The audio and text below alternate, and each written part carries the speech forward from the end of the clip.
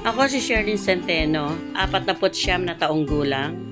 Namumroblema ako sa mga pambayad ng bills kasi malapit na nga ang due date pero wala pa rin akong pambayad. Mabuti na lang at nakita ko yung flyers na ipinamimigay ng Merlin Pawn Shop. Kaya hindi na ako nagdalawang isip pa at pumunta na ako sa pinakamalapit na branch ng Merlin Pawn Shop dito sa amin para magsanla. Sa ngayon ay nakabayad na ako ng mga bills namin at may sumobra pa na magagamit ko sa iba pang mga pangangailangan namin dito sa bahay.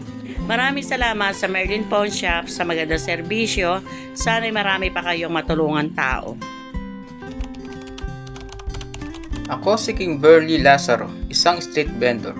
Isa ako sa mga taong natulungan ni Merlin. Nung panahon na nanganak ang aking asawa at kulang ang aming pera pambayad sa ospital. Buti na lang nakita ko ang flyers na ito at nagkaroon ako ng idea kung paano mapupunan ang kakulangan ng aming pambayad sa ospital. Naisipan kong isangla ang aming alahas at isang ID lang ang kailangan na solve ang aking problema.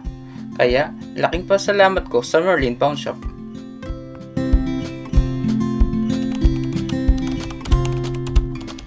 Sino si Merlin? Para sa akin, si Merlin ay isang daan para matugunan ang mga problema at pangangailangan ng aming mahal na kliyente at gayon din sa kanyang mga empleyado. Ako po pala si Joanne Limpio, 8 taon na empleyado dito sa Merlin.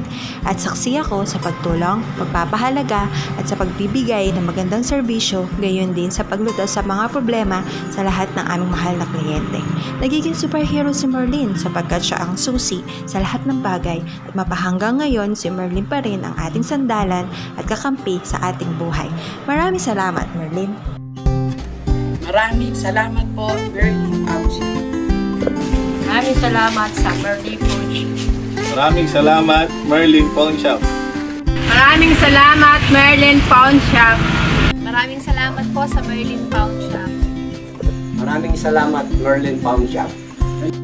Maraming salamat, Merlin Pawn Shop. Maraming salamat, Merlin Pawn Shop.